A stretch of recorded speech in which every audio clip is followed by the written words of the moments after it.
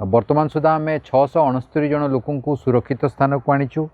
95टी गृहपालित पशु को बंचेचु।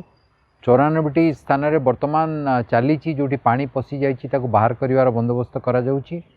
वर्तमान जो स्थिति अच्छी रिलीफ बंटन आरंभ होती।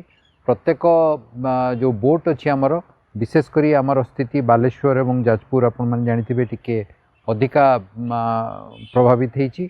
जाजपुर जिले में आमको पाखापाखि 350 जन लोक उद्धार करने को पड़ी। तेणु आम संपूर्ण भाव प्रस्तुत अच्छु एवं जेपर्यंत पूरा स्थिति स्वाभाविक न अच्छी आमर सबू दल को कहुई कई छुट्टी जीवे ना। 24 घंटा काम करेंगे, लोक मान सेवा करेंगे, सहायता जोगेबे।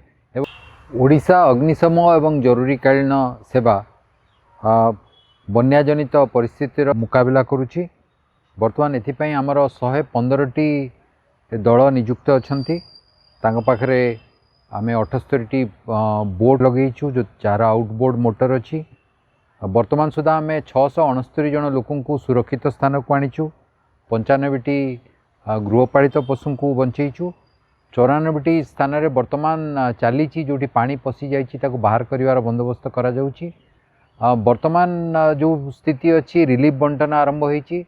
प्रत्येक जो बोट अच्छी आमर विशेषकर आमर स्थिति बालेश्वर और जाजपुर आपण जानी टिके अधिका प्रभावित होती। जाजपुर जिले में आमको पाखापाखि 350 जन लोक उद्धार करने को पड़ी। सेठी जो डंगा गुड़िक जाउची एवं आमर सेठी जो स्थानीय कर्तृपक्ष अछंती, ब्लॉक डेवलपमेंट ऑफिसर अछंती, बीडीओ, तहसीलदार, से माने जिला तरफरु जहाँ रिलीफ बंटन होउची सेतिरे आम कर्मचारी माने जनसाधारण को सहायता जोगई दउचंती। जोठी आमर लोक माने असुस्थ अछंती सेमानकु आमे डाक्तरखाना को आणुचु। तेणु आमे संपूर्ण भाव प्रस्तुत अच्छु एवं जेपर्यंत पूरा स्थिति स्वाभाविक न अच्छी आमर सबू दल को कहुई कई छुट्टी जीवे ना। 24 घंटा काम करेंगे, लोक मान सेवा करेंगे, सहायता जोगेबे। एवं प्रत्येक जीवन आम मूल्यवान। आपण मैंने जदि आवश्यक करेंगे आमको सहायता पाई 112 नंबर 112 नंबर फोन करंतु। आमे माने सतर्क अच्छु। आमर 24 घंटिया कंट्रोल रूम चली। आमर सीएफओ ओडिशा को आमे बर्तमान जाजपुर पठेचु। से सेठी रही कामर तदारख करुचंती। तेणु आमे प्रस्तुत अच्छु। आमे आशा करुचु आमे एई समय समस्ते मिलमिशि काम करिबा एवं एई परिस्थितिर सम्मुखीन हबा।